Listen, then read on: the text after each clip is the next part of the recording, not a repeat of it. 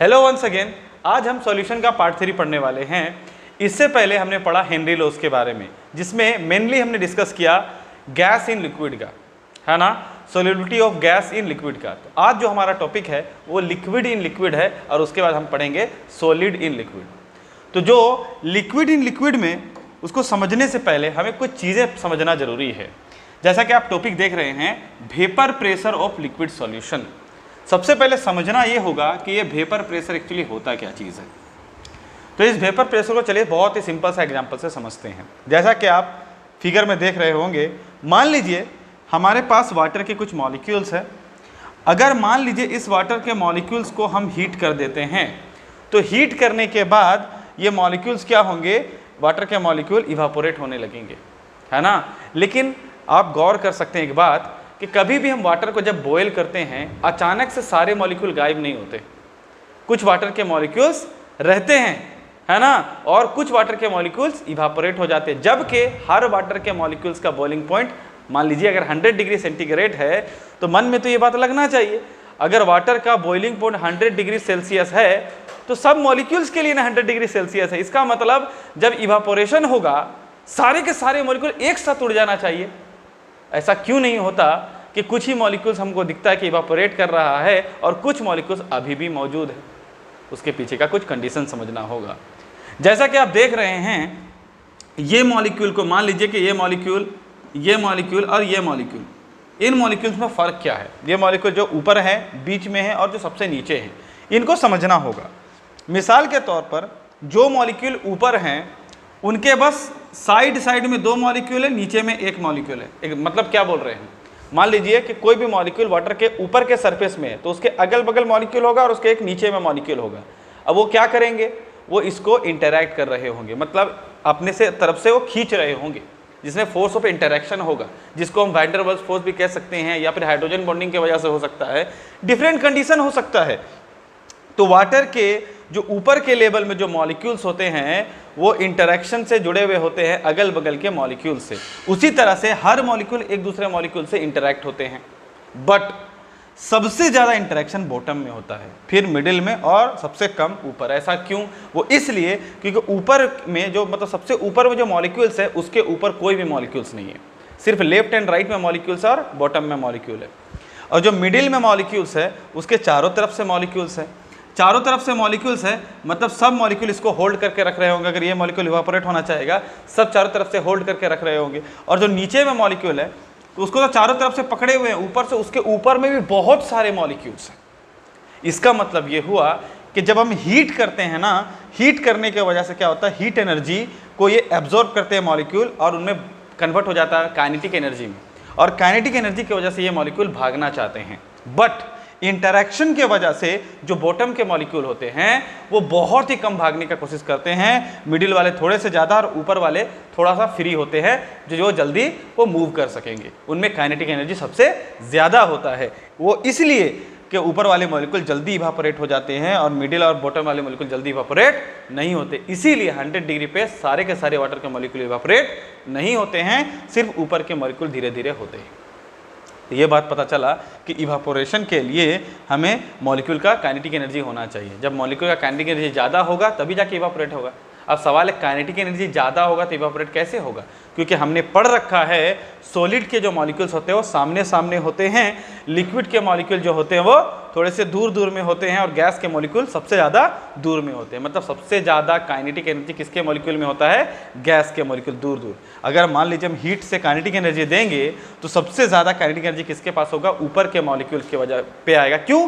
क्योंकि आसपास के मॉलिक्यूल से उनपे इंटरेक्शन ज़्यादा नहीं है, इसलिए ज़्यादा काइनेटिक एनर्जी होने की वजह से वो जल्दी और रैंडमली भागेंगे और गैस बन जाएंगे, और जल्दी से वो इवापोरेट कर जाएंगे, मतलब वेपर बन जाएंगे। सॉरी, बात आया समझ में? And that process is known as evaporation. But क्या हो अगर इस जो दिख रहा है हमारा कंटेनर, उस कंटेनर को हम एक लीड से बंद कर दें तो क्या होगा? इस चीज को समझना है। अगर मान लीजिए हम इस लिक्विड को हीट कर रहे हैं, लेकिन इस कंटेनर का लीड को हम बंद कर दिए, तो अगर इस कंटेनर का लीड को हम बंद कर दिए हैं तो लिक्विड तो वेपर जो इवापोरेट होकर ऊपर चला जाना चाहिए था, निकल जाना चाहिए था, वो तो लिक्विड फंस गया अंदर में, वो जा नहीं पाएगा। फिर सवाल है क्या होगा? होगा क्या? धड़ाम नहीं होगा, फट इतना जल्दी नहीं फटेगा। बट अगर मन में तो एक सवाल है, अभी बच्चा बोला कि धड़ाम, क्यों आया मन में ये सवाल कि धड़ाम क्यों होगा? वो इसलिए हो सकता है धड़ाम सर क्योंकि अंदर में प्रेशर क्रिएट हो जाएगा सर, और प्रेशर से सर फट सकता है। कभी कभी ऐसा होता है कि जो हमारा प्रेशर कुकर होता है ना वो फट जाता है। सवाल है प्रेशर कुकर फटता कैसे? क्योंकि इतना ज़्यादा प्रेशर क्रिएट हो जाता है वेपर का कि उसको कहीं से निकलने का अगर रास्ता ना मिले वो क्या करेगा कुकर को ही फाड़ देगा। तो कहने का मतलब ऐसा हुआ है भाई, ऐसा होता है, ऐसा हल्का में मत लेना, ऐसा होता है। बहुत बार ऐसे केसेस आए हैं कि प्रेशर कुकर भी फट गया है। हाँ अरे भाई उतना विस्तार में बोलने का ज़रूरत नहीं है। हाँ तो कहने का मतलब ये है, हम जो बताना चाह रहे हैं कि भाई वेपर में क्या होता है, वेपर क्या करता है, एक प्रेशर क्रिएट करता है। कैसे? लीड जब बंद हो जाएगा है ना, तो उस पर लीड के अंदर क्या होता है, एक प्रेशर का क्रिएशन होता है, एक प्रेशर क्रिएट होता है ना। तो प्रेशर जो क्रिएट होता है वेपर का, उसी प्रेशर को कहते हैं क्या, वेपर प्रेशर। अगर हम इवापोरेशन के जगह में लीड को बंद कर दे तो जो उड़ रहे थे वेपर हमारा वो जा नहीं पाएंगे, तो फिर वो क्या क्रिएट करेंगे, कंटेनर में प्रेशर क्रिएट करेंगे। अच्छा, और न्यूटन का थर्ड लॉ है ना, तो कंटेनर भी उस पर प्रेशर क्रिएट करेगा, करेगा या नहीं करेगा? अगर वो प्रेशर कंटेनर पे क्रिएट करेंगे तो कंटेनर उस पर भी प्रेशर क्रिएट होगा। फिर क्या होगा, वो वेपर में कुछ इस तरह से प्रेशर क्रिएट हो जाएगा कि उसकी जो मॉलिक्यूल्स, जो गैस जो वेपर होते हैं उसके मॉलिक्यूल क्या होते हैं, दूर दूर में होते हैं। लेकिन अगर उस मॉलिक्यूल पे कोई प्रेशर क्रिएट करेगा तो उसके मॉलिक्यूल क्या हो जाएंगे, थोड़े से सामने आ जाएंगे। सामने आने से वो वेपर क्या बन जाएगा, लिक्विड में कन्वर्ट हो जाएगा, लिक्विफाई हो जाएगा। बात आ रहा है समझ में? अब यहाँ पे बात करते हैं, तो ये कंटेनर का बात हो गया। तो जब हम इसको ये करेंगे तो क्या पता चला हमको कि ये जब इवापोरेट होगा और इसको लिड बंद कर दिया जाए तो वो क्या करेगा, वेपर प्रेशर क्रिएट करता है, नॉन एज वेपर प्रेशर। या फिर कंटेनर भी उस लिक्विड में प्रेशर क्रिएट होगा जिससे वो वेपर क्या हो जाएगा, लिक्विफाई हो जाएगा। क्या हो जाएगा, लिक्विफाई, मतलब लिक्विड में कन्वर्ट हो जाएगा। और फॉर योर काइंड इन्फॉर्मेशन, अगर कोई गैस को ज़्यादा सोल्यूबल करवाना है, अगर वो गैस जल्दी लिक्विफाई हो जाता है ना तो वो ज़्यादा सोल्यूबल होता है ना। मतलब जो गैस जितना जल्दी या जो वेपर जितना जल्दी लिक्विफाई हो जाएगा वो उतना ज़्यादा सोल्यूबल होता है, जो हम राउल्ट्स लॉ में आगे पढ़ेंगे, है ना। खैर, तो बात ये पता चला कि यहाँ पे प्रेशर क्रिएट होगा। अब अगर मन में फिर भी डाउट है कि नहीं सर प्रेशर सच में कंटेनर से क्रिएट होगा या नहीं होगा, उसको समझाने के लिए आपको एक प्रूफ देते हैं। जैसा कि आप ये पिक्चर देख रहे हैं, है ना, इस पिक्चर में लीड में पानी का बूंद दिख रहा है ना। तो जब भी मम्मी कुकिंग करती है तो ये लीड में क्या होता है, पानी का बूंद जम जाता है। सवाल है ऐसा क्यों जमता है, इसके पीछे का क्या लॉजिक है? लॉजिक ये है, जब वो वेपर उठते हैं तो लीड क्लोज होने के वजह से उस वेपर में क्या होता है, प्रेशर क्रिएट होता है। अब प्रेशर के वजह से उसके जो मॉलिक्यूल वेपर बन गए थे, दूर दूर चले गए थे, प्रेशर की वजह से उसके मॉलिक्यूल्स वापस से थोड़े से सामने आ जाते हैं। और सामने आ जाएगा जिसका मॉलिक्यूल्स वो क्या में बदल जाएगा, लिक्विड बदल जाएगा। क्योंकि वेपर या गैस का मॉलिक्यूल दूर होता है, लिक्विड का थोड़े से सामने, सॉलिड का पूरा कॉम्पैक्टली पैक्ड होता है। तो ये किस में कन्वर्ट हो जाएगा, लिक्विड में कन्वर्ट हो जाएगा, है ना। आई होप सो समझ गए होंगे कि क्या होता है vapour pressure of liquid solution. Clear है? अब इसी कॉन्सेप्ट को हम यूज करने वाले हैं राउल्ट्स लॉ को समझने के लिए, है ना। तो सवाल ये है कि क्या होता है भाई राउल्ट्स लॉ, बहुत ही अच्छे से समझेंगे। बस जैसा कि डेफिनेशन में आप देख पा रहे हैं, it states that for a solution of volatile liquids the partial pressure of each component of solution is directly proportional to its mole fraction. क्या मतलब है इसका, इसको समझते हैं। तो पार्शियल वेपर प्रेशर के बारे में हम पहले ही बता चुके हैं हेनरी लॉ में कि क्या होता है पार्शियल वेपर प्रेशर, है ना, या क्या होता है पार्शियल प्रेशर। तो पार्शियल प्रेशर कहते हैं जब कोई लिक्विड एक लिक्विड दूसरे लिक्विड में मिल जाए और उसके सॉल्यूशन जो एक प्रेशर एग्जर्ट करेंगे ईच कंपोनेंट, उनको कहते हैं पार्शियल प्रेशर। क्या मतलब उसका, उसको पूरा डिटेल में समझाते हैं। देखिए जैसा कि आप फिगर देख रहे हैं, तो फिगर के अकॉर्डिंगली मान लीजिए कि ये हमारे लिक्विड ए के मॉलिक्यूल्स हैं। यहाँ पे क्या है, सब के सब लिक्विड ए है ना। और यहाँ पे जो है कोई डिफरेंट टाइप्स का लिक्विड है, मान लेते हैं यहाँ पे लिक्विड बी के मॉलिक्यूल्स है, सब के सब लिक्विड यहाँ पे बी है। मान लीजिए जैसे ही इसको हम गर्म करते हैं, हीट करते हैं, तो इनके मॉलिक्यूल्स क्या करेंगे, इवापोरेट करेंगे, और इवापोरेट करने के बाद वेपर बन जाएंगे। और ये जो प्योर मॉलिक्यूल है, मतलब यहाँ लिक्विड ए के साथ लिक्विड बी को मिक्स नहीं किया गया है, ना ही लिक्विड बी के साथ लिक्विड ए को मिक्स किया गया है, प्योर है। लिक्विड ए भी प्योर है और लिक्विड बी भी प्योर है। तो जब लिक्विड ए या लिक्विड बी दोनों प्योर है तो लिक्विड ए जो वेपराइज होगा और वेपोराइज होने के बाद जो प्रेशर एग्जर्ट करेगा उसके लीड पे उसे कहेंगे P नोट A। मतलब ये हुआ कि pure pressure of liquid A। उसी तरह से ये अगर लिक्विड B जो प्रेशर एग्जर्ट करेगा इस कंटेनर का लीड पे उसे कहेंगे P naught B, means pressure created bye B at the lead. इसको कहते हैं pure vapour pressure of B और pure vapour pressure of A। But यहां पे अगर बात करेंगे इन दोनों लिक्विड का, अगर इन दोनों लिक्विड को हम मिला देते हैं, एक लिक्विड को दोनों लिक्विड में मिक्स कर देते हैं, मान लीजिए ये हमारा एक लिक्विड दिख रहा है और ये हमारे पे दूसरे लिक्विड दिख रहा है, अगर इन दोनों लिक्विड को आपस में मिला दिया जाए और एक सॉल्यूशन बना दिया जाए तो फिर क्या होगा? कुछ हमारे पास क्या हो जाएंगे, लिक्विड B के मॉलिक्यूल्स रह जाएंगे और फिर हमारे पास क्या हो जाएंगे, कुछ लिक्विड A के मॉलिक्यूल्स रह जाएगा। तो लिक्विड A और लिक्विड B के जब मॉलिक्यूल्स मिल जाएंगे तो फिर क्या होगा, ये दोनों ये इवापोरेट करेंगे, कुछ मॉलिक्यूल्स A के और कुछ मॉलिक्यूल्स B का इवापोरेट करेगा। तो जो A का इवापोरेट करेगा उसको कहते हैं PA, the pressure created bye A, और जो B के मॉलिक्यूल्स इवापोरेट करेंगे उसको कहेंगे pressure created bye B। But in pressure को प्योर प्रेशर नहीं कहा जा सकता।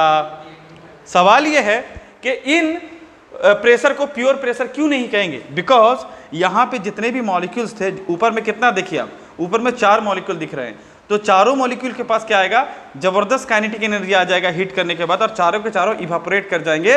तो जितना प्रेशर क्रिएट करना चाहिए था उतना ही प्रेशर क्रिएट करेंगे, इसलिए कहते हैं प्योर प्रेशर। बट यहाँ पे देखिएगा A के चारों मॉलिक्यूल्स नहीं है, कुछ A के मॉलिक्यूल्स है और कुछ B के मॉलिक्यूल्स है। यहाँ पे चारों B का था, यहाँ चारों A का था, यहाँ पे कुछ A के कुछ B का, मतलब जो ऊपर में क्या बोले थे, काइनेटिक एनर्जी ज्यादा होता है। इसका मतलब A के 2 ही मॉलिक्यूल के पास ज्यादा काइनेटिक एनर्जी है और B के 2 ही मॉलिक्यूल के पास काइनेटिक एनर्जी ज्यादा है।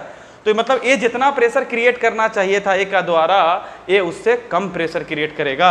उसी तरह B को जितना क्रिएट करना था ओरिजिनली वो उससे कम प्रेशर क्रिएट करेगा। दैट इज वाई इसे हम पार्शियल प्रेशर कहते हैं या फिर कहते हैं पार्शियल वेपर प्रेशर। उम्मीद करते हैं आप समझ गए होंगे कि पार्शियल वेपर प्रेशर का क्या मतलब है। जब दो मिक्सचर को मिला दिया जाए उससे जो प्रेशर एग्जर्ट हो जाए ईच कंपोनेंट से, उसको कहते हैं पार्शियल वेपर प्रेशर। अब समझते हैं क्या है राउल्ट्स लॉ। राउल्ट्स का मानना था कि भाई जो प्रेशर एग्जर्ट होता है कोई भी एक गिवन मॉलिक्यूल्स में, वो डिपेंड करता है, मतलब किसके बारे में बात किए थे, द पार्शियल वेपर प्रेशर, मतलब एक सॉल्यूशन का बात किए थे राउल्ट्स। मतलब इस सॉल्यूशन में जो एक कितना प्रेशर क्रिएट करेगा उसको क्या किए थे, राउल्ट्स से क्वांटिटेटिव एनालिसिस देने का कोशिश किए थे, मतलब एक मैथमेटिकल रिलेशन देने का कोशिश किए थे। क्या बोले थे राउल्ट्स कि जो ए के मॉलिक्यूल जो प्रेशर क्रिएट करेगा वो डायरेक्टली प्रोपोर्शनल होगा ए के मॉलिक्यूल का मोल फ्रैक्शन पे। ये राउल्ट्स का मानना था, जो कि करेक्ट भी है।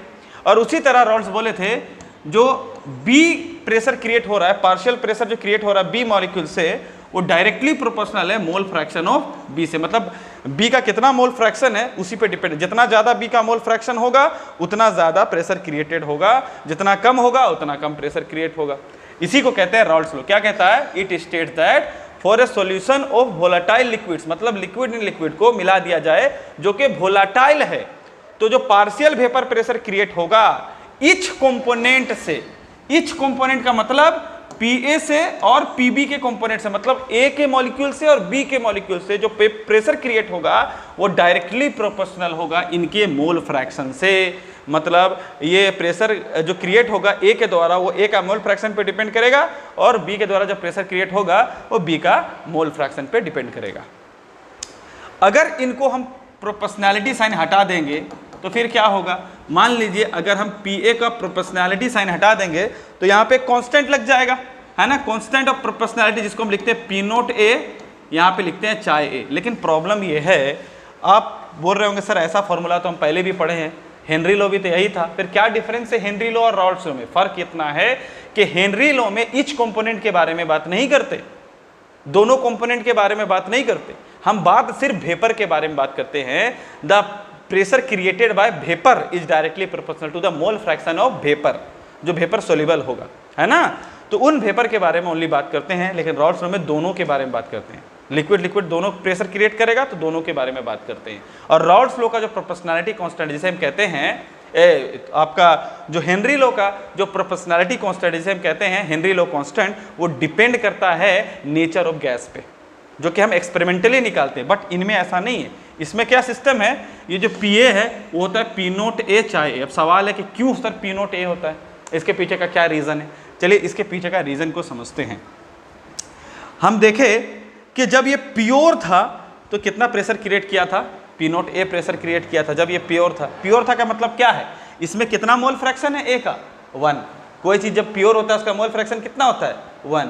सर क्या प्रूव है, क्योंकि मोल फ्रैक्शन का क्या फॉर्मूला है, moles of A divided by total moles of solution. लेकिन सिर्फ सॉल्यूशन में मतलब जो लिक्विड है उसमें सिर्फ A ही की तो मोल है ना, B का मोल है क्या इसमें, नहीं है। तो मोल फ्रैक्शन Na/Na क्या होगा, 1। तो पता ये चला अगर किसी चीज का मोल फ्रैक्शन 1 है तो उसमें जो मॉलिक्यूल्स है वो प्योर है, और जो प्रेशर क्रिएट होगा वो कौन सा प्रेशर क्रिएट होगा, P नोट A। उसी तरह से अगर इस चीज को हम समझते, अगर मान लीजिए इसको हम ऐसे लिखते Pa into K into XA, क्योंकि K को मान लेते हैं मान लीजिए थोड़ा देर के लिए प्रोपोर्शनैलिटी कांस्टेंट है। सवाल है K क्या है, उसको समझने के लिए हमें यह समझना होगा कि जब मोल फ्रैक्शन 1 हो जाए, if mole fraction is tends to 1, मतलब जब मोल फ्रैक्शन 1 के करीब या 1 हो जाए, देन जो पार्शियल प्रेशर नहीं रहेगा, वो कैसा प्रेशर बन जाएगा, प्योर प्रेशर। अभी पता किया ना, अगर प्योर लिक्विड है मोल फ्रैक्शन 1 है तो जो प्रेशर क्रिएट होगा वो पार्शियल नहीं बल्कि प्योर क्रिएट होगा। इसका मतलब अगर यही फॉर्मूला में डाल दे तो हम इस K वाले फॉर्मूला पे डाल दे तो हमें पता ये चलेगा, अगर चाहे A का वैल्यू हम 1 लिए तो K का जो वैल्यू कितना होगा वही तो निकालना है। That must be equal to क्या हो जाएगा, P नोट A। क्यों, क्योंकि जब मोल फ्रैक्शन 1 है तो Pa क्या बन जाएगा, P नोट A, मतलब पार्शियल प्रेशर प्योर प्रेशर बन जाएगा। इसका मतलब हुआ प्रोपोर्शनैलिटी कांस्टेंट K का वैल्यू क्या है, P नोट A। इसीलिए हमारा राउल्ट्स लॉ में Pa equal to P naught A chi A है। सिमिलरली Pb के लिए भी क्या हो जाएगा, P naught B into chi B। यही है हमारा राउल्ट्स लॉ। तो हम चलिए अब समझते हैं कि राउल्ट्स लॉ में डाल्टन्स का क्या लॉ है। मतलब अगर मान लीजिए हम समझेंगे इसको ज़्यादा अच्छे तरीके से, मिसाल के तौर पर राउल्ट्स ने कहा कि इंडिविजुअल जो एलिमेंट है वो कितना प्रेशर एक्सर्ट करेगा एक सॉल्यूशन में is given by Raoult's law. But अगर इसी चीज को अगर समझे कि इस सॉल्यूशन में टोटल प्रेशर कितना क्रिएट होगा, फिर कैसे समझेंगे, देन हमें समझना होगा डाल्टन्स थ्योरी को, Dalton's law of partial pressure. तो Dalton's law of partial pressure के अकॉर्डिंगली जो इस कंटेनर में, अगर ये सील कंटेनर है तो ये लिक्विड A और लिक्विड B जो पार्शियल प्रेशर क्रिएट कर रहा है, इस कंटेनर में जो टोटल प्रेशर होगा, let's say total pressure is PT, that must be equal to the partial pressure of individual component. इसे कहते हैं Dalton's theory of partial pressure.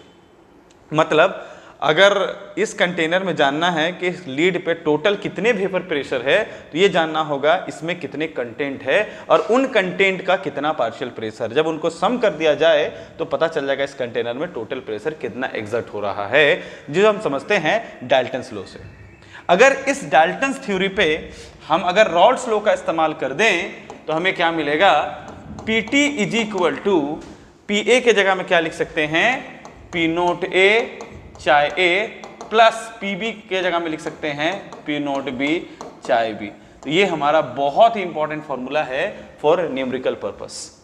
अगर आप चाहें तो यहां से चाहे A या चाहे B को चेंज करके 1 माइनस चाहे A या 1 माइनस चाहे B लिख सकते हैं, तो जिससे आपका कंक्लूजन में ये मिलेगा जो टोटल प्रेशर है वो दोनों कंपोनेंट में से किसी एक लिक्विड के पार्टिकल या मॉलिक्यूल का मोल फ्रैक्शन पे वो जरूर डिपेंड करेगा। ये हमको कंक्लूजन मिलता है। तो ये रहा हमारा राउल्ट्स लॉ और उसी में हमारा डाल्टन्स थ्योरी जो कि पार्शियल प्रेशर में। लेकिन इन चीज़ों में जो हम समझ रहे हैं, जितने भी चीज़ हम समझे इस कॉन्सेप्ट से, उसमें हमने क्या समझा कि लिक्विड फेज में, याद रखिएगा यहाँ पे जो हम राउल्ट्स लॉ का इस्तेमाल करते हैं, ये जो हमारा मोल फ्रैक्शन ऑफ A या मोल फ्रैक्शन ऑफ B है, मतलब एक लिक्विड में दूसरा लिक्विड, जो लिक्विड स्टेट में, देखिए वेपर स्टेट का बात नहीं कर रहे हैं, जब हम इसको हीट करेंगे तो इसमें क्या होता है ना, ये आपका A के मॉलिक्यूल्स कुछ वेपर हो जाएंगे और B के मॉलिक्यूल कुछ वेपराइज हो जाएंगे। बट हम उसके मोल फ्रैक्शन का बात नहीं बात कर रहे हैं कि जो वेपर में कितना दोनों मिक्सचर में प्रेजेंट है, उसके बात नहीं कर रहे हैं। ये राउल्ट्स लॉ में लिक्विड में कितने मिक्सचर में दोनों प्रेजेंट है, मतलब लिक्विड स्टेट में A कितना मोल फ्रैक्शन है A का और B का मोल फ्रैक्शन कितना है, हम इसे राउल्ट्स लॉ में निकाल सकते हैं। लेकिन अब सवाल ये है कि मान लीजिए अगर वेपर स्टेट में निकालना हो, सबसे पहला सवाल तो ये है कि क्या लिक्विड स्टेट में जो मोल फ्रैक्शन होगा वेपर स्टेट में मोल फ्रैक्शन अलग होगा क्या, दोनों सेम नहीं होगा क्या? तो बिल्कुल सेम नहीं होगा। क्यों सेम होगा? सवाल ये है कि अच्छा सेम क्यों नहीं होगा, इस चीज को पहले समझते हैं। मिसाल के तौर पर ए का जो बॉइलिंग पॉइंट होगा वो तो कुछ होगा, मान लेते हैं कि ए का बॉइलिंग पॉइंट है आपका 101 डिग्री सेंटीग्रेड, उसी तरह बी का जो बॉइलिंग पॉइंट है वो मान लीजिए 99 डिग्री सेल्सियस या सेंटीग्रेड है। अब सवाल ये है जिसका बॉइलिंग पॉइंट पहले मतलब फॉर एग्जांपल बी का बॉइलिंग पॉइंट 99 है तो ये बी तो जल्दी बॉयल हो जाएगा ना, जल्दी वेपोराइज हो जाएगा और ए को वेपोराइज होने में टाइम लगेगा।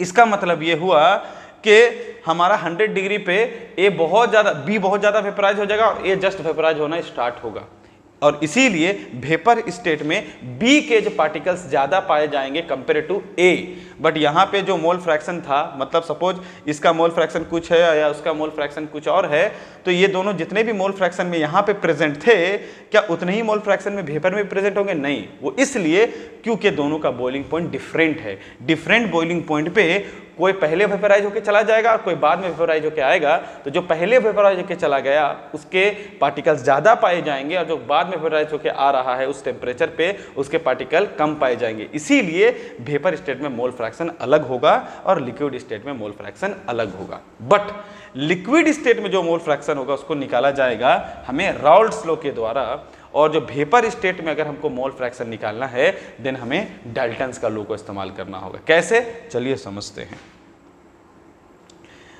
अब अगर Dalton's law of partial pressure in vapour phase समझे कि हम कैसे इस्तेमाल करना है डाल्टन्स लॉ का, तो हमें पास एक फॉर्मूला मिला है डाल्टन्स का। वो फॉर्मूला ये है कि पार्शियल, मान लीजिए कि एक कंटेनर है और इस कंटेनर में मान लीजिए कुछ ए के पार्टिकल्स है और इस कंटेनर में कुछ बी के पार्टिकल्स है और ये लीड मान लीजिए क्लोज्ड है।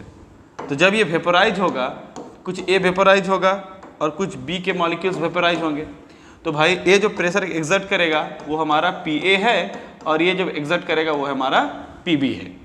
तो हम यहाँ पे जो लिखेंगे इस फॉर्मूले में वो लिखेंगे P A is equal to, याद रखें वेपर फेज का बात कर रहे हैं, इन वेपर फेज हम जो बात कर रहे हैं वो वेपर फेज के बारे में बात कर रहे हैं।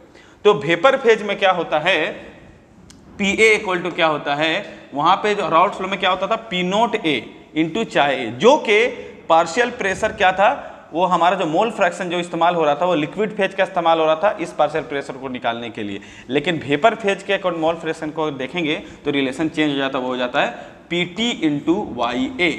Y A is P T, P T is total vapour pressure of the container. What is P T? P T is P A plus P B. अभी थोड़ी देर पहले मैंने बताया कि P T is total vapour pressure in the container given by Raoult's law, that is P A plus P B. तो ये formula P naught ए के जगह में क्या होता है, P T into Y A, where Y A is mole fraction of A in vapour phase. ये बहुत इंपॉर्टेंट है, ये mole fraction of A in vapour phase. उसी तरह से जो हमारे पास पीबी का फॉर्मूला मिल जाएगा वो हमारा होगा total pressure times mole fraction of be in vapour phase. तो ये हमारा फाइनल फॉर्मूला हो गया आपका वेपर फेज के लिए, और वो जो फॉर्मूला था वो लिक्विड फेज के लिए फॉर्मूला था मोल फ्रैक्शन का। लेकिन हम दोनों में से पार्शियल प्रेशर ही निकाल रहे हैं, ए या बी का। एक वेपर फेज में डाल्टन्स का लॉ इस्तेमाल करना है और लिक्विड फेज में हमें आपका राउल्ट्स लॉ का इस्तेमाल करना है। अगर इस चीज़ को अच्छे से समझना चाहते हैं तो हमें न्यूमेरिकल करना होगा। पहले जो रिलेशन है हमने समझा कि भाई कि, या फिर हम बात करेंगे ये आपका डाल्टन्स लॉ का या फिर राउल्ट्स लॉ का बात करेंगे, तो दोनों में हमने एक चीज़ कॉमन पाया। क्या होता है कि जो पार्शियल प्रेशर वो है किससे प्रोपोर्शनल है, वो मोल फ्रैक्शन से प्रोपोर्शनल है। वो कॉमन चीज़ है, चाहे वेपर फेज का मोल फ्रैक्शन हो या फिर हो हमारा लिक्विड फेज का मोल फ्रैक्शन।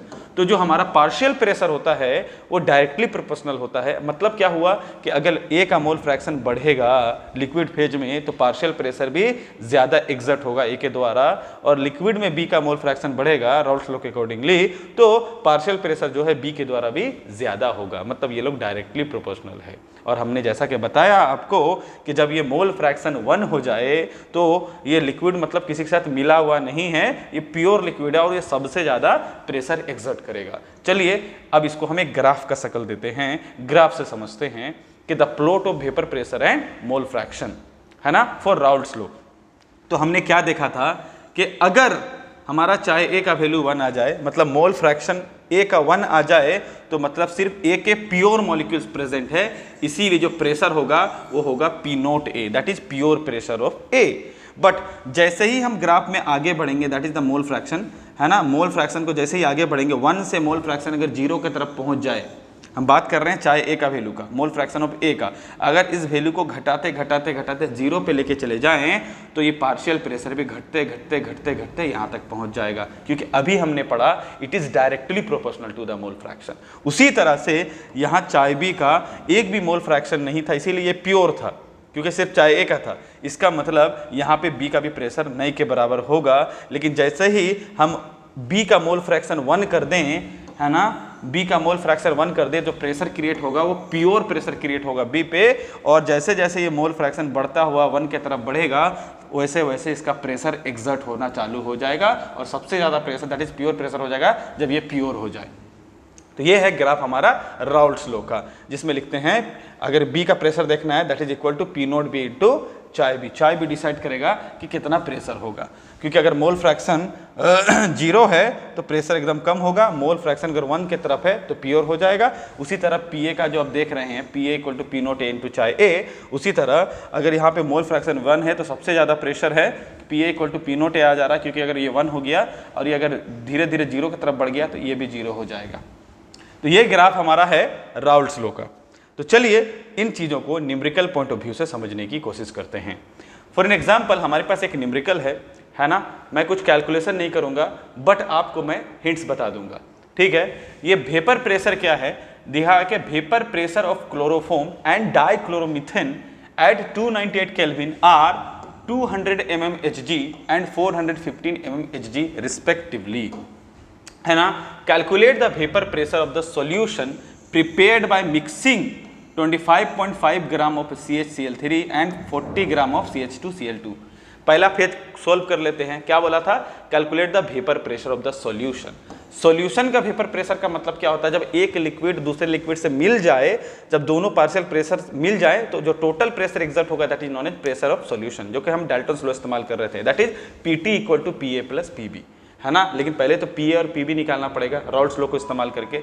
सवाल है कैसे निकालेंगे, तो निकालने का बहुत ही सिंपल तरीका है। सबसे पहले आप गिवन लिख लीजिए कि आपको क्या दिया है, फिर उसके बाद आपको क्या करना है, आपको दिया हुआ है कि ये प्योर प्रेशर। सवाल है कि हम कैसे समझेंगे कि ये प्योर प्रेशर है, क्योंकि यहाँ लिखा है vapour pressure of chloroform and dichloromethane at 298 kelvin are इतना इतना, मतलब अलग से क्लोरोफॉर्म और अलग से डाइक्लोरोमीथेन का जो वेपर प्रेशर है इतना इतना है, मतलब वो किसी से मिक्स होने से पहले, तो मतलब ये प्योर है। तो इसका मतलब मान लेते हैं कि क्लोरोफॉर्म का हम A मान लेते हैं और डाइक्लोरोमीथेन को मान लेते हैं मॉलिक्यूल B मान लेते हैं। तो जो हमारा PA दे रखा है वो दे रखा है 200 mmHg और PB जो दे रखा है वो दे रखा है 450 mmHg। तो उसी हिसाब से sorry P naught A and P naught B that is pure pressure. हाँ, प्योर प्रेशर के लिए P नोट A और P नोट B लिखते हैं। तो P नोट A दे रखा है 200 mmHg और इसके अकॉर्डिंगली P नोट B जो कि डाइक्लोरोमीथेन को हम माने हैं तो 415 mmHg बोला है। तो हमारा जो ये है क्या निकालना, PT निकालना।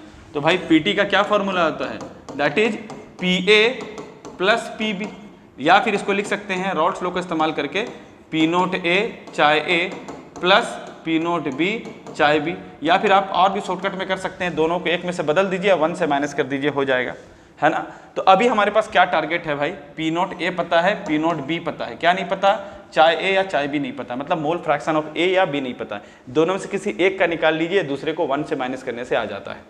तो सवाल ये कैसे निकालेंगे, मोल फ्रैक्शन के लिए सबसे पहला क्या है कॉन्सेप्ट, मोल निकालिए, फिर मोल के बाद मोल फ्रैक्शन निकालिए। कैसे निकालेंगे मोल, है ना। ये हमारा दे रखा है, कितना दे रखा है, CH3 का मास 25.5 ग्राम, इसका मतलब हमारा मास ऑफ CHCl3 जो है वो है 25.5 ग्राम। उसी तरह से हमारा जो दे रखा है आपका मोल्स अगर निकालना है, मोल्स ऑफ CHCl3, तो क्या हो जाएगा, given mass upon molar mass, है ना। तो CHCl3 का आप मोलर मास कैलकुलेट कर लीजिए, है ना। तो कैलकुलेट करने के बाद जो भी आपका मोलर मास आएगा वही हमारा क्या हो जाएगा, CHCl3 का मोलर मास आ जाएगा। आप कैलकुलेट करके देख सकते हैं, कार्बन का हो गया 12, इसका हो गया 1, क्लोरीन का हो गया 35.5 टाइम्स 3, है ना। तो आप ऐसे कर सकते हैं, अराउंड समथिंग कुछ 119 या 18 पॉइंट समथिंग कुछ आएगा, आप इसको सोल्व कर लीजिएगा।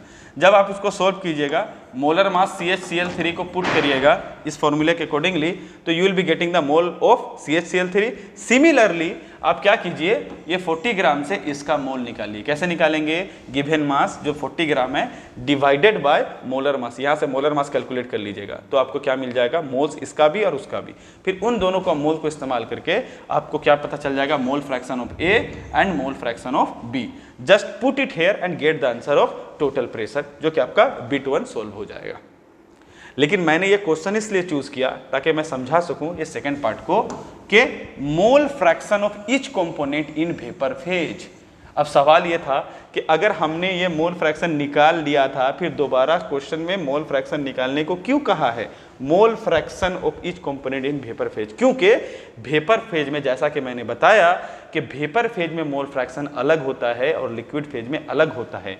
ये जो मोल फ्रैक्शन आप निकाले होंगे वो लिक्विड फेज का है, फिर वेपर फेज का कैसे निकालेंगे, क्योंकि जब आप पीटी निकाल लिए होंगे, बिकॉज ये फॉर्मूला को डालने के बाद आपको क्या मिल जाएगा, पीटी मिल जाएगा। तो अगर वेपर फेज का मोल फ्रैक्शन निकालना, फॉर एन एग्जांपल आपको निकालना है, तो क्या फॉर्मूला है, PA = PT टाइम्स YA, मतलब YA हो जाएगा mole fraction of A in vapour phase, that is equal to क्या हो जाएगा, PA/PT। PT तो यहाँ से निकाल लिए होंगे, और PA भी आप इसको सोल्व कीजिएगा, P0A चाहे A से उसको क्या निकल जाएगा, PA, P0B चाहे B से क्या निकल जाएगा, PB। आप डिवाइड कर दीजिएगा, आपको निकल जाएगा mole fraction in vapour phase. इसीलिए हमें ये याद रखना जरूरी है कि लिक्विड फेज में मोल फ्रैक्शन अलग होता है और वेपर फेज में अलग होता है। लिक्विड फेज के लिए राउल्ट्स लॉ और वेपर फेज के लिए डाल्टन्स लॉ पार्शियल प्रेशर का इस्तेमाल करना होगा, इसलिए ये बताना जरूरी था। अब आते हैं हम आइडियल सॉल्यूशन पे। सवाल ये है कि हम आइडियल सॉल्यूशन किसे कहेंगे, किस सॉल्यूशन को हम कहेंगे आइडियल सॉल्यूशन। इसको समझने के लिए कुछ कॉन्सेप्ट को समझना जरूरी है। फॉर एन एग्जांपल, हमारे पास कंटेनर है, मान लीजिए ये हमारे पास कंटेनर है और इसमें कुछ लिक्विड्स है ना, कुछ A के लिक्विड्स है। उसी तरह से हमारे पास एक दूसरा कंटेनर है और उस कंटेनर में कुछ हमारा दूसरे टाइप्स का लिक्विड है ना। अगर मान लीजिए इसमें मॉलिक्यूल जो है वो AA के मॉलिक्यूल के बीच में बॉन्डिंग है, AA के मॉलिक्यूल से, मतलब एक सेम टाइप्स का A टाइप्स का लिक्विड है कंटेनर में, यहाँ पे BB टाइप का लिक्विड है और BB टाइप के बीच में बॉन्डिंग है, यहाँ पे BB के बॉन्डिंग है। अगर मान लीजिए ये 1 लीटर है, बहुत ध्यान से समझिएगा, ये अगर मान लीजिए 1 लीटर है और ये भी, इसका भी वॉल्यूम 1 लीटर है, और मान लीजिए किसी तरीके से इन दोनों को एक बड़े से कंटेनर में रखा जाए, इन दोनों को मिला के, जहां पे हमें क्या मिलेगा, कुछ A के मॉलिक्यूल्स और कुछ B के मॉलिक्यूल्स। अगर हमने मिला दिया कुछ A के मॉलिक्यूल्स और कुछ B के मॉलिक्यूल्स से, तो हम क्या समझते हैं कि 1 लीटर को 1 लीटर के साथ अगर 1 लीटर दोनों को आपस में मिला देंगे तो टोटल वॉल्यूम कितना होगा, 2 लीटर होगा, है ना। लक्की हैं आपके इस कंडीशन के लिए, आइडियल सॉल्यूशन के लिए ये बात सही है। लेकिन हमेशा केमिस्ट्री में मैथ हमें इस तरीके से यूज नहीं करना है कि भाई 1 litre volume plus 1 litre volume is 2 litre volume, exactly ऐसा नहीं होगा। ये आइडियल सॉल्यूशन के लिए होता है, लेकिन अगर नॉन आइडियल सॉल्यूशन होता तो ये ऐसा नहीं होता।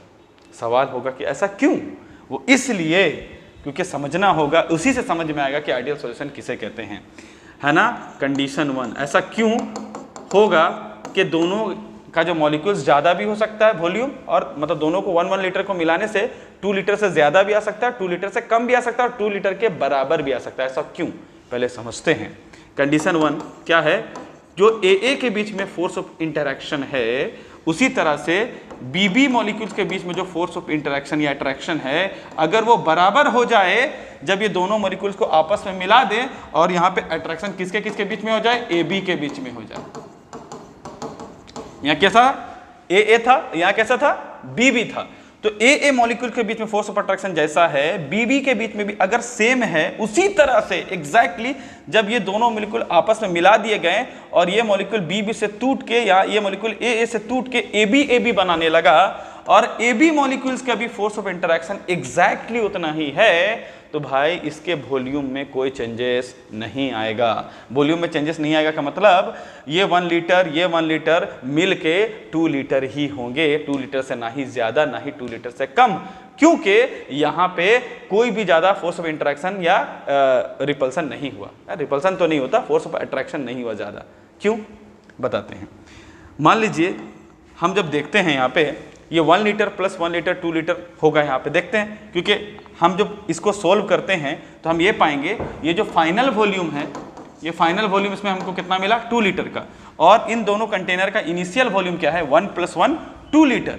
इसका मतलब चेंज इन वॉल्यूम जो हुआ, final volume minus initial volume क्या हो गया 0, because 2 litre plus 1 + 1 that is 2, 2 - 2 0। इसका मतलब हुआ कि जो डेल भी मिक्स होता है वो 0 होता है।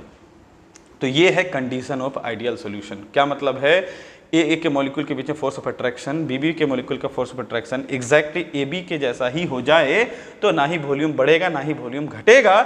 इसीलिए चेंज इन वॉल्यूम जो होगा, what is del V mix means change in volume, मतलब final volume of the solution after mixing and initial volume of the components before mixing.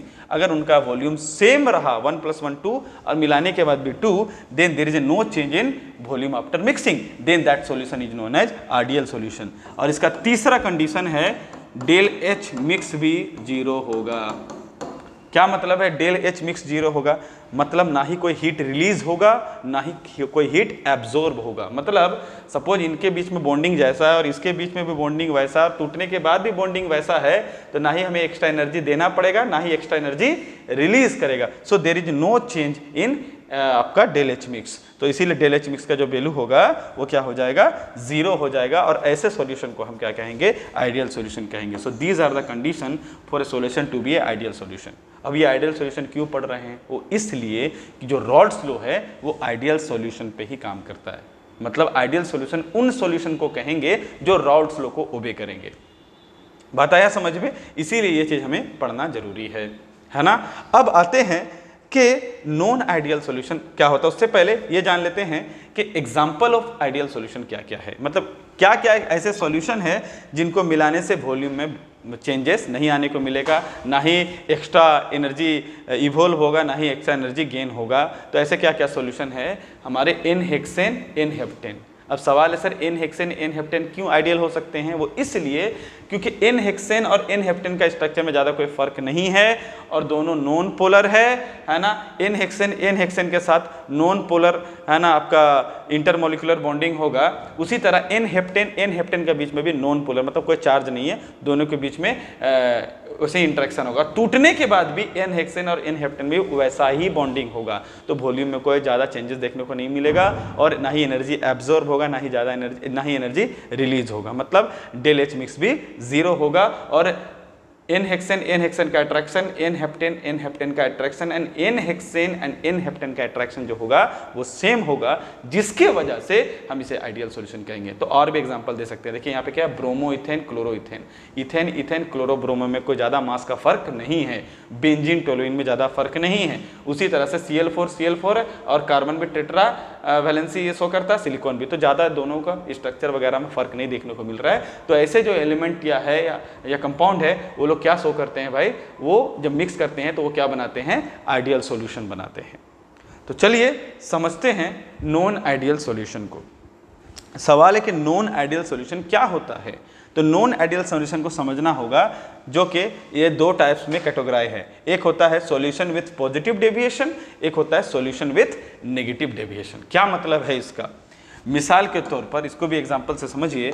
मान लीजिए हमारे पास 2 कंटेनर है ना, फिर से वही एग्जांपल ध्यान से समझिएगा। अब इस कंटेनर में कुछ लिक्विड है और इस कंटेनर में कुछ लिक्विड है। अब क्या करेंगे, फाइनल ये कंटेनर है, अगर इसमें मान लीजिए ये 1 लीटर का है कंटेनर, यहाँ पर भी क्या है भाई ये भी 1 लीटर का ही है मान लीजिए, लेकिन जब हमने इन दोनों को मिलाया है ना, जब हमने इन दोनों को मिलाया तो हम क्या एक्सपेक्ट कर रहे थे, मिलाने के बाद एक्सपेक्ट कर रहे थे कि ये 1 लीटर प्लस 1 लीटर 2 लीटर हो जाए, बट हमने देखा कि भाई 1 लीटर प्लस 1 लीटर 2 लीटर नहीं, बल्कि जो वॉल्यूम है वो अराउंड मान लीजिए 2.2 लीटर हो गया। तो ये बहुत ही शॉकिंग बात है। ऐसा कैसे हो सकता है कि ये 1 लीटर मिल के 2 लीटर नहीं बल्कि 2.2 लीटर हो जाए, ज़्यादा हो जाए वॉल्यूम? ऐसा कैसे हो सकता है? वो तब हो सकता है जब ए के बीच में जो इंटरेक्शन है या बीबी के बीच में जो इंटरेक्शन है, वो इंटरेक्शन क्या हुआ, जब ये ए बी बने तो इंटरेक्शन थोड़ा कमज़ोर हो जाए, बॉन्डिंग थोड़ा कमज़ोर हो जाए। मिसाल के तौर पर मान लीजिए 2 मॉलिक्यूल है, तो 2 मॉलिक्यूल एक दूसरे से वैन डर वाल्स या हाइड्रोजन बॉन्डिंग से इंटरेक्टेड होंगे। अगर मान लीजिए ए के बीच में इंटरेक्शन थोड़ा सा कम है, मतलब इंटरेक्शन जो है थोड़ा ज़्यादा है, और बी के बीच में भी इंटरेक्शन क्या है, ज़्यादा है, लेकिन जैसे ए और बी आपस में मिले तो उनमें ज़्यादा अट्रैक्शन नहीं है, तो ये मॉलिक्यूल थोड़े दूर दूर हो गए। तो जब मॉलिक्यूल दूर दूर होने लगेंगे तो मॉलिक्यूल का क्या होता है, वॉल्यूम बढ़ने लगता है, और वॉल्यूम बढ़ने के वजह से फाइनल वॉल्यूम 1 + 1 2 आने के जगह में वो 2.2 आ जाता है। इसीलिए हम इसे कहते हैं पॉजिटिव डेविएशन। मतलब ये डेविएट कर गया किससे, आपका राउल्ट्स लॉ या आइडियल सॉल्यूशन के कॉन्सेप्ट से। मतलब कि 1 + 1 2 होना चाहिए था, लेकिन ज़्यादा वॉल्यूम हो गया। तो क्या कंडीशन है भाई, इसके लिए जो कंडीशन है पॉजिटिव डेविएशन का, पहला कंडीशन ये है कि ए और बी का जो इंटरेक्शन है वो क्या हो जाता है, ज़्यादा जब हो जाता है ए बी से। मतलब ए बी मतलब फाइनल वाले का इंटरेक्शन कमज़ोर है, इनिशियल का ज़्यादा है, तो फाइनल का कमज़ोर होगा तब ना वॉल्यूम बढ़ेगा। और अगर वॉल्यूम बढ़ गया तो भाई डेल एच मिक्स का भी वैल्यू ग्रेटर देन 0 होगा। मतलब क्या हो जाएगा कि जब फाइनल बड़ा है तो फाइनल बनने से क्या हो जाएगा, चेंज इन इंथैल्पी, जो फाइनल सॉल्यूशन का जो इंथैल्पी मतलब एनर्जी रिलीज क्या हो जाएगा, ज़्यादा हो जाएगा, इसके बनिस्बत के एनर्जी एब्जॉर्ब हो। तो इसीलिए डेल एच मिक्स भी ग्रेटर हो जाएगा, और फाइनली डेल वी मिक्स भी आपका क्या हो जाएगा, 0 से बड़ा होगा। कैसे 0 से बड़ा हो जाएगा, क्योंकि फाइनल वॉल्यूम जो है 2.2 है और इनिशियल वॉल्यूम क्या है, 2 है, तो 2.2 - 2 क्या हो गया, 0.2, जो कि एक पॉजिटिव नंबर है। तो मतलब डेल भी मिक्स का वैल्यू भी, मतलब फाइनल जो वॉल्यूम होगा वो ज़्यादा होगा और सम ऑफ इनिशियल वॉल्यूम होगा वो कम होगा, इसीलिए सॉल्यूशन इसका पॉजिटिव में आएगा। इसीलिए इसे हम कहेंगे पॉजिटिव डेविएशन। अगर इन चीज़ को नेगेटिव डेविएशन में समझा जाए तो नेगेटिव डेविएशन के लिए क्या क्या कंडीशंस है, चलिए उन कंडीशन को समझते हैं। पहला कंडीशन क्या है कि ए के बॉन्डिंग और बी का जो बॉन्डिंग होगा वो क्या होगा, थोड़ा कमज़ोर होगा ए बी से। मतलब ए बी जो फाइनल प्रोडक्ट बना है उसका बॉन्डिंग स्ट्रॉन्ग होगा। अगर ये स्ट्रॉन्ग होगा बॉन्डिंग तो ऑब्वियसली मॉलिक्यूल और करीब आ जाएंगे, तो वॉल्यूम कम हो जाएगा, तो ये 2 लीटर का जगह 1.8 1.7 लीटर हो जाएगा, तो हम इसको कहेंगे नेगेटिव डेविएशन। इसका मतलब वॉल्यूम कम हो जाएगा, फाइनल वॉल्यूम कम हो जाएगा, इनिशियल वॉल्यूम ज़्यादा होगा तो वैल्यू नेगेटिव में आएगा। और उसी तरह से डेल एच मिक्स का वैल्यू चेंज इन एंथैल्पी भी नेगेटिव में आएगा, तो हम कहेंगे नेगेटिव डेविएशन।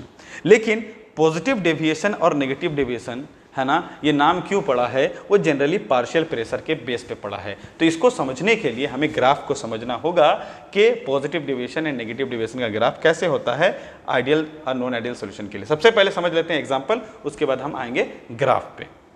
तो एग्जांपल्स क्या है भाई पॉजिटिव डेविएशन का, है ना, एसीटोन और carbon disulphide, acetone benzene, carbon tetrachloride, toluene या क्लोरोफॉर्म, है ना।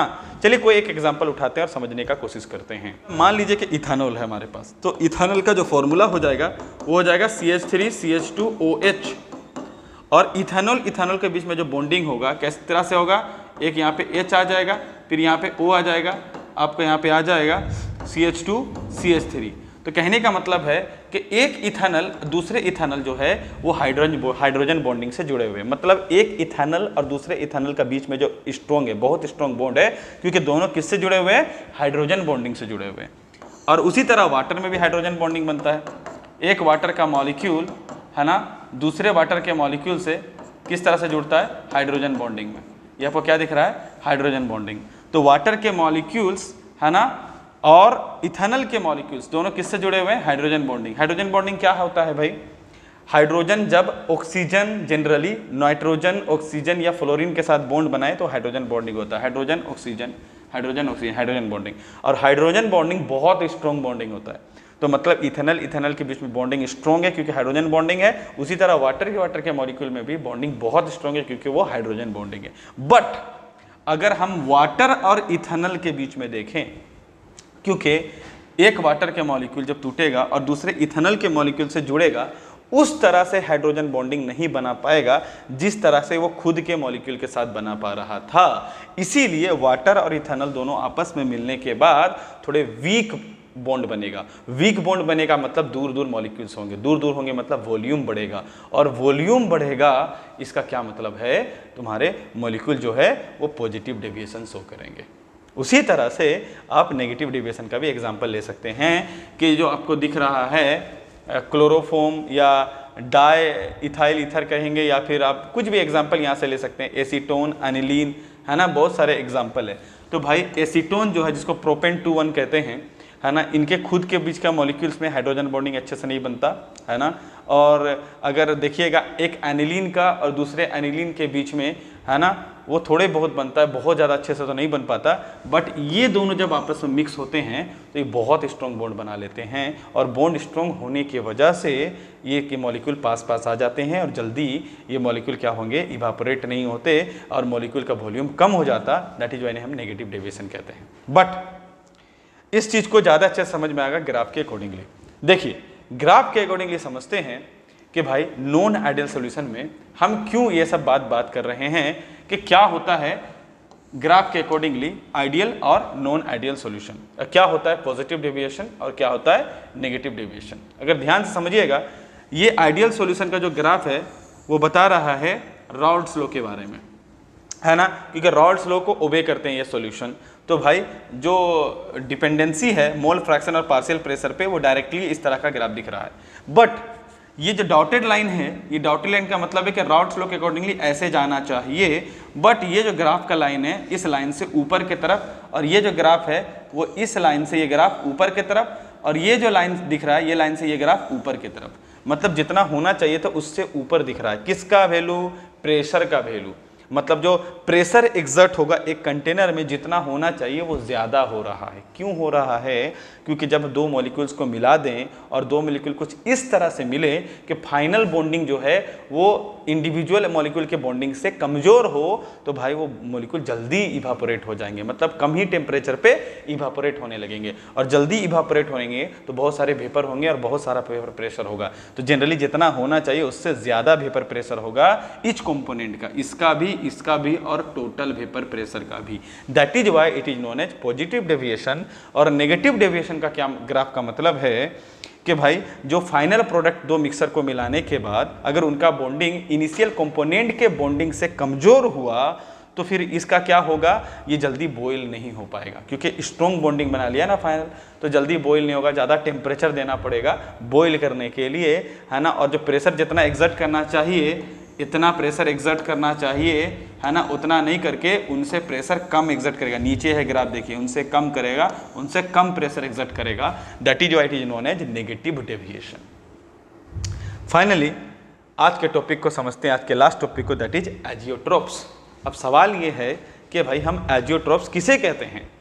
तो एजियोट्रोप्स एक ऐसा मिक्सचर है दो लिक्विड का, है ना, जो कॉन्स्टेंट टेम्परेचर पे बॉयल हो, उसको कहते हैं एजियोट्रोप्स। क्या मतलब है, मिसाल के तौर पर एक कंटेनर लेते हैं और एक कंटेनर में लिक्विड ए का कुछ क्वांटिटी लेते हैं, है ना, और लिक्विड बी का हम कुछ क्वांटिटी को मिक्स करते हैं।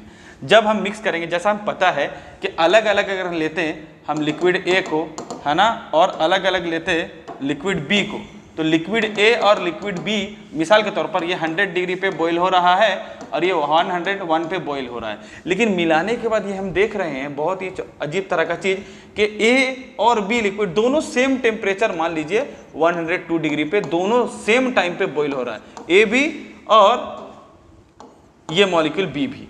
तो हम इस मिक्सचर को कहेंगे एजियोट्रोप। एक ऐसा मिक्सचर होता है दो लिक्विड्स का जो इंडिविजुअली अलग अलग टेम्परेचर पे बॉयल हो रहे हैं, बट मिक्सिंग होने के बाद एक डिफाइनाइट प्रोपोर्शन में, मतलब एक अजीब तरह का प्रोपोर्शन में मिक्स होने के बाद दोनों सेम टेम्परेचर पे बॉयल होने लगे, तो उसको हम कहते हैं ऐसे मिक्सचर को एजियोट्रोप्स।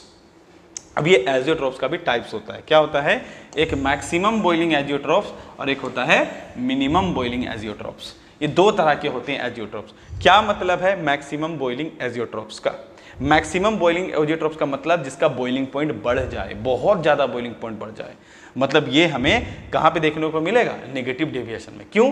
क्योंकि जब दो मॉलिक्यूल को मिलाएंगे और फाइनल जो सॉल्यूशन का जो इंटरेक्शन है मॉलिक्यूल मॉलिक्यूल के बीच में, अगर वो बहुत ज़्यादा हो जाए, जब इनिशियल जो कंडीशन था जहाँ पे ईच कंपोनेंट का जो इंटरेक्शन था उससे बहुत ज़्यादा मतलब अगर इंटरेक्शन हो जाए किसका, फाइनल सॉल्यूशन के मॉलिक्यूल का, तो वो जल्दी बॉयल नहीं होंगे, हमें ज़्यादा टेम्परेचर देना पड़ेगा बॉयल करने के लिए, है ना। इसीलिए इसको कहते हैं मैक्सिमम बॉइलिंग, है ना। ज़्यादा बॉईल करने के लिए टेम्परेचर देना पड़ेगा, इसीलिए वो क्या दिखाएंगे भाई, वो नेगेटिव डेविएशन दिखाएंगे। मतलब जितना प्रेशर एग्जर्ट करना चाहिए था उतना उससे कम करेंगे, क्योंकि वो जल्दी बॉईल नहीं हो रहे हैं। गिवन टेम्परेचर में जितना बॉईल होना चाहिए था उतना नहीं हो रहे हैं, तो उतना प्रेशर क्रिएट नहीं कर रहे हैं, मतलब कम प्रेशर क्रिएट करेंगे। इसीलिए इसको कहते हैं मैक्सिमम बॉइलिंग। टेम्परेचर ज़्यादा चाहिए, है ना, और प्रेशर कम हो जाएगा। टेम्परेचर ज़्यादा बोले तो मैक्सिमम बॉइलिंग, प्रेशर उसके रिलेटिवली कम रहेगा, इसीलिए नेगेटिव डेविएशन शो करेंगे।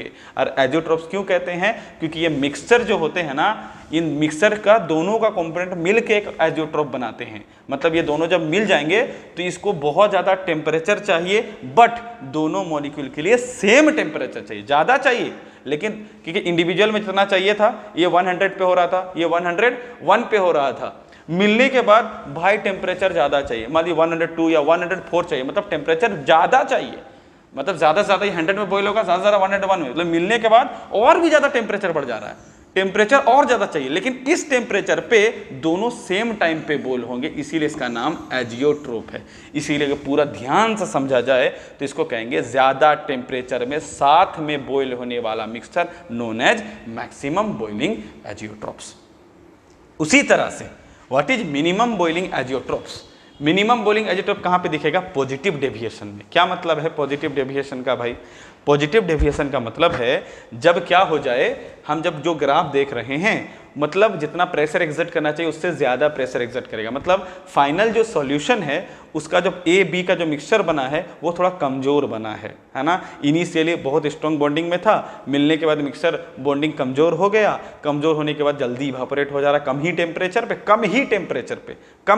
पे ज़्यादा इवापोरेशन हो जा रहा, तो ज़्यादा प्रेशर हो जा रहा है। कम टेम्परेचर मिनिमम बॉइलिंग, है ना। ज़्यादा इवापोरेट मतलब ज़्यादा प्रेशर एग्जर्ट कर रहा है, क्या दिखाएगा, पॉजिटिव डेविएशन, है ना। और एजियोट्रोप क्यों कहेंगे, वो इसलिए कि मिसाल के तौर पर अगर मानते इसको हम बात करते हैं मिनिमम बॉइलिंग का, तो अगर ये 100 पे हो रहा है, ये 101 पे हो रहा है, अगर ये मान लीजिए ये मिनिमम बॉइलिंग एजियोट्रोप बनाता, तो इन दोनों का जो मिक्सचर है वो क्या हो जाता, कम, इन दोनों से कम टेम्परेचर पे बॉयल होता। फॉर एग्जांपल 98 डिग्री सेंटीग्रेड पे ये दोनों बॉयल होना चालू हो गए, है ना।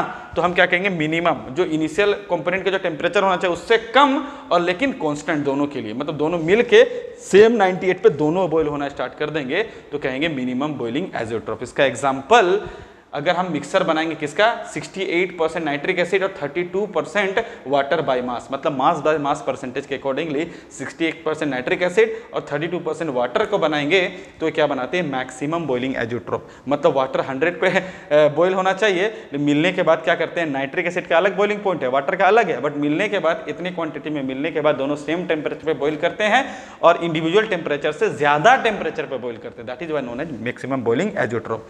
तो मिनिमम बॉइलिंग एजियोट्रोप का एग्जांपल क्या है, 95.5% ethanol and 4.5% water by mass. इन दोनों को अगर मिलाएंगे तो ये हमको दिखाएगा मिनिमम बॉइलिंग एजियोट्रोप, है ना।